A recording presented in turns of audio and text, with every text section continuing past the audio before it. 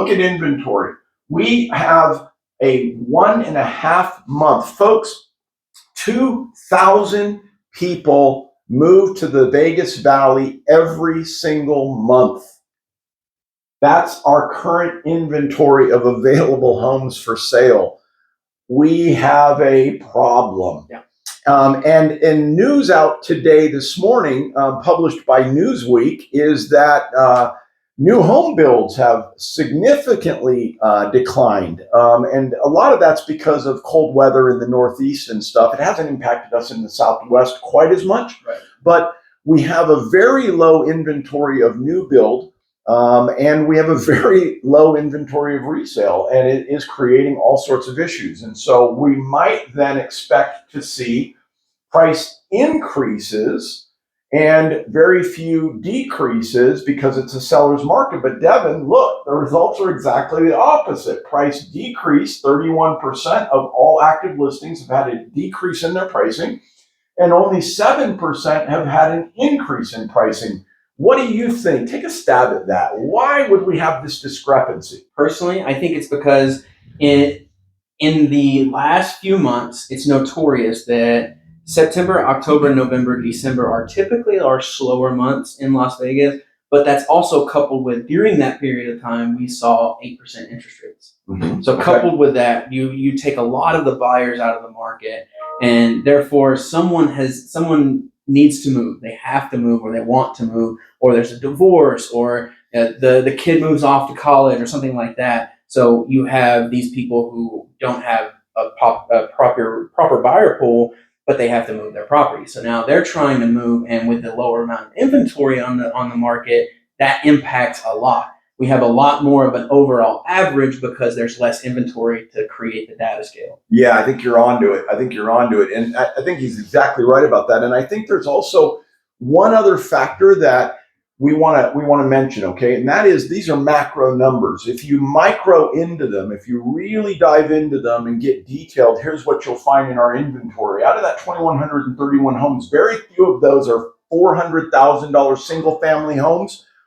Or lower price, right? So what you're going to see in Las Vegas is, if we dive into this number, we'll see that a good majority of the price increases have been at the lower end of the scale, and a lot of the price decreasing is at the high end of the scale. What we have in the Las Vegas Valley right now is a whole bunch of $1 million, $2 million, $3 million homes on the market that aren't moving. And we're seeing some price decreases as agents try to get those and homeowners try to get those sold. But then where we're seeing the increases is at the bottom end of the scale, where we might have listed a home a year ago for $350,000, 3.2 single story, maybe an older home built in the 60s or 70s. We might have put on the market at $350,000. Well, today we're going to put that house on the market at $400,000. Why? Because we can. Because there's no other homes on the market at $400,000. So we can move that inventory faster at higher prices. And I think it's a combination of what you said and a little bit of that as well. Yeah, I think that, and it just kind of goes to show you here that, we're pushing closer and closer to a seller's market. And with the median rents, look at that. It just shot up. Yeah. And that's because now, as you were saying, affordability is leaving Las Vegas, right?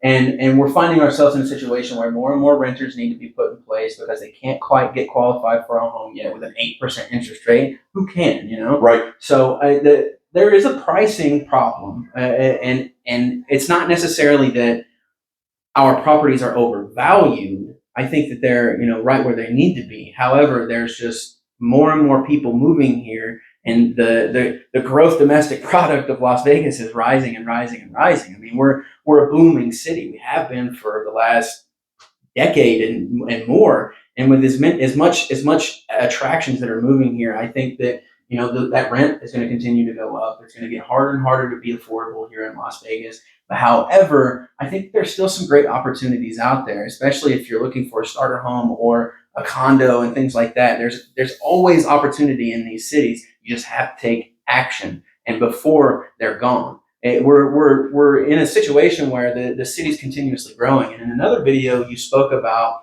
our upward lifting market. That's one of the reasons why, after I got out of the military, I decided to stay here, is because there's so much opportunity. When you have a booming city like this, you can typically move there and get a base level job and then slowly move up as the company expands. You're now one of the center circle. So when the company expands, you expand with it. You go up and you create more wealth for yourself, more opportunity, and then maybe someone headhunts you and you get that $150,000 a year job. It's a great city to live in for that specific reason. And I think that I'm jumping off of topic here a little bit, but I think that the market is turning. I think we're going to be sitting in a situation in the near future where pricing is going to go up, interest rates are going to go down, demand is going to raise, and then inventory is going to stay where it's at. Maybe come up a little bit whenever interest rates do come down.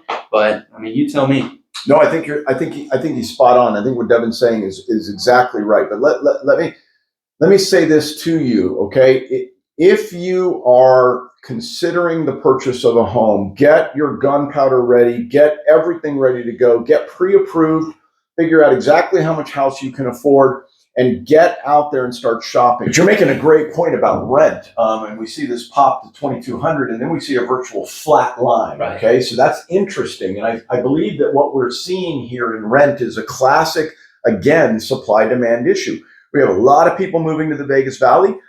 It's getting harder and harder to find decent home for $500,000 or less. And so you're kind of forced into the rental market until you found your balance and you've rooted in the Vegas Valley. And so we're seeing a lot of demand for rentals. You know, people have to get their footings, get their deposits built up, et cetera, before they can afford to buy. And so the data is absolutely fascinating. What we don't see here in this data is average days on market for a rental. And I'm going to tell you right now, statistically, those numbers are also going up. It's getting harder to rent a property. I'll give you an example. I have a condo listed as a rental, courtesy rental, that sort of thing. Gorgeous condo, okay? 3-bedroom, 2-car attached garage to this condo, gated community resort amenity pool. When I put it on the market a year and a half ago, it took 10 days and I had 3 tenant applications. We've been on the market 30 days and I don't have a single application.